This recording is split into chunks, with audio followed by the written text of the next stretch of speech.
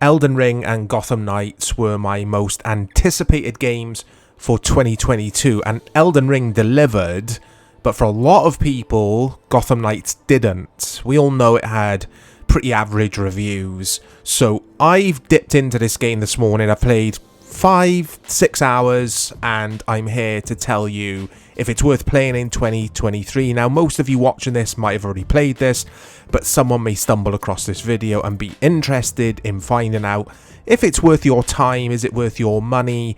I'll keep this video short, there's no spoilers. This footage you could see is captured on PS5, and it's very, very early on in the game. It's just me messing around, basically.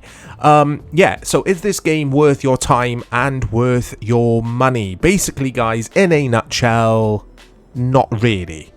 If you are a die-hard Batman fan, because I'm a Batman fanboy, maybe it is, but the characters are dull, in my opinion. I don't think the writing's the best.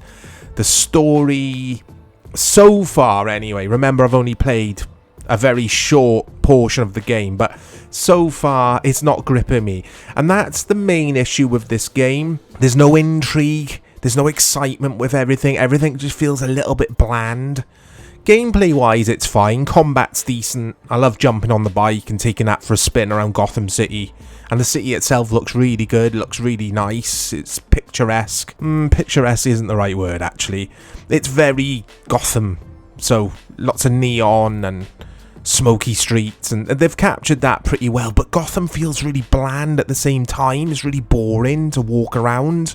Performance-wise, on PlayStation 5 and I assume Series X as well, I haven't tried that version, we have 30 frames per second, not 60 frames per second, 4K, and I think since the updates, it's a smooth, or it's a fixed 30 frames per second, if you can handle that frame rate in this day and age. On PC, I do believe this is 60 frames per second, but why isn't there a performance option for the current gen consoles, the newer consoles?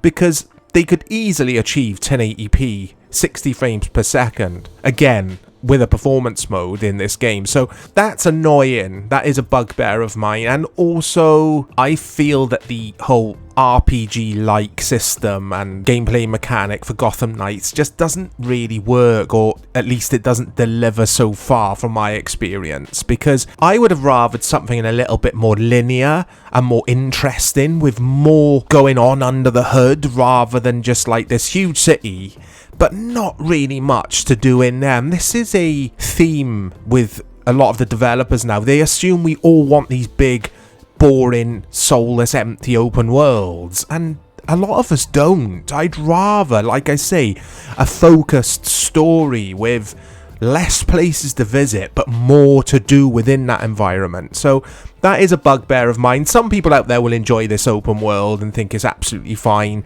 There is a co-op option. I think this game would be more fun to spend with a friend or whoever, and yeah, run around the city together, because on your own this game's pretty tedious. And I'm sounding overly cynical maybe, or really like sort of down on this game. It's not that bad. It's a solid sort of 7 out of 10 game. Again, I've only played 6-7 hours, but it's not terrible, but it's not very good. It doesn't do anything you haven't seen or played before. My advice would be, if you've stumbled across this video, you're considering this game, buy it in the sale. On PlayStation 5, it's currently £65. It is not worth that.